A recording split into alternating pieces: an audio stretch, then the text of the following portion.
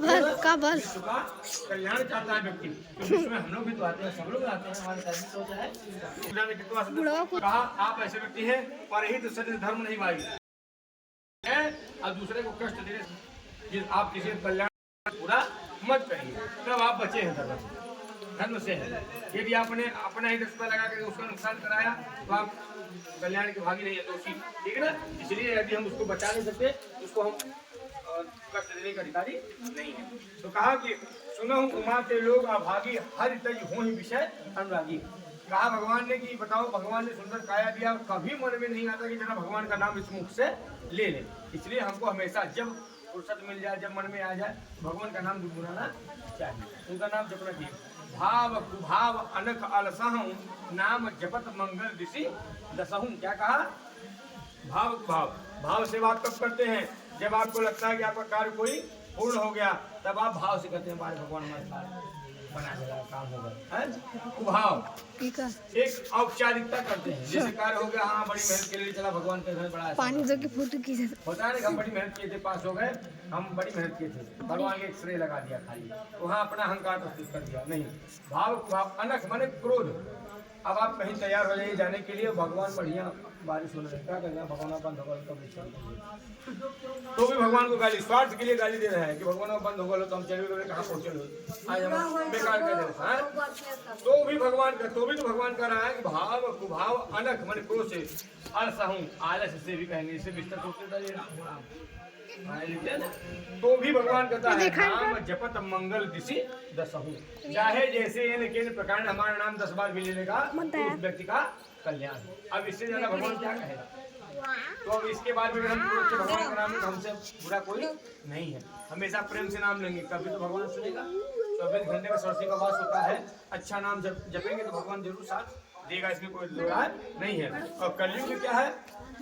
कल केवल एक हरिगुण गाहा, केवल कलयुग में भगवान का नाम जपना ही कल्याणकारी है।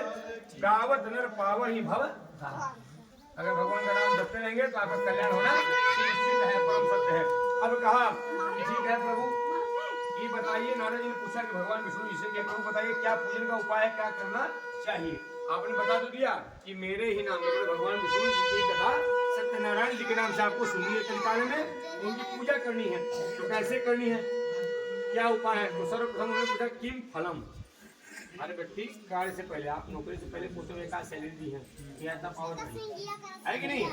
तो वैसे ही उन्होंने नारद जी ने विष्णु जी से पूछा प्रभु क्या फल मिलेगा इस पूजन का? अगर मैं किसी को बताऊंगा विष्णु जी का पूजन करिए तो उसका क्या फल मिलेगा, ये तो बताना होगा कि नहीं? उन्होंने कहा धन धान्य प्रवर्धनम, धन धान्य की वृद्धि होगी, सौभाग्य संतति करम, सौभाग्य की वृद्धि होगी। और अब कहते हैं यस्मिन कस्मिन दिने मध्य भक्ति श्रद्धा भैया प्रणाम कर प्रणाम है, अभी ठीक है भैया, प्रणाम है, प्रसाद को नकारते नहीं है, लेकिन क्या पूजन हो रहा है ना, लोग का उपवास है, जान करके आप भी न दीजिए, ठीक है। क्या कहा कि बैठा हुआ यस्मिन कस्मिन दिने मध्य भक्ति श्रद्धा, जिस दिन आप सुने भगवान में भक्ति भाव से सुनना चाहिए पूजा, कहा ना यस्मिन कस्मिन दिने मध्य भक्ति श्रद्धा श्रद्धा भाव के साथ भगवान का पूजन होना चाहिए, औपचारिकता नहीं करनी चाहिए। और तब क्या होता है, सत्यनारायण देवम यज्ञ मुखे, शाम तक आपको उपवास रखना है, रात तक, जब रात होगी तभी भोजन मिलेगा। हाँ पहले हुआ संकल्प ले हुआ, इसका नाम है व्रत कथा। तो भोजन नहीं मिलेगा, भोजन मिलेगा रात्रि में 7 बजे के बाद, चाहे जब पा लीजिए।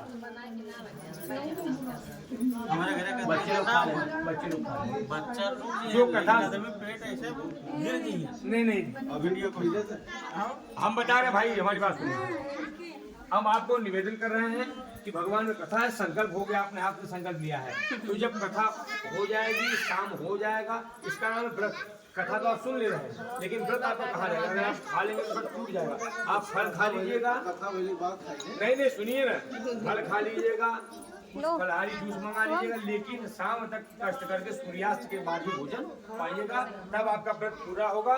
यदि व्रत खंडित हो जाएगा तो दोष आपको लगेगा, हमको दोष, हमारा काम पूजन करा के खाली बताने का काम है, बता दिया, ठीक है ना। इसका नाम ही है व्रत कथा, ठीक है ना। जो जितने लोग संकल्प लिए सब लोग उपवास रखेंगे शाम तक, शाम के बाद भोजन हो जाएगा, रात का भोजन मना नहीं रहता इसमें। तो कहते हैं क्या कहा ना कि यस्मिन कस्मिन दिन मत भक्ति निशा मुखे मैंने शाम के समय, उसके पहले भोजन नहीं करना।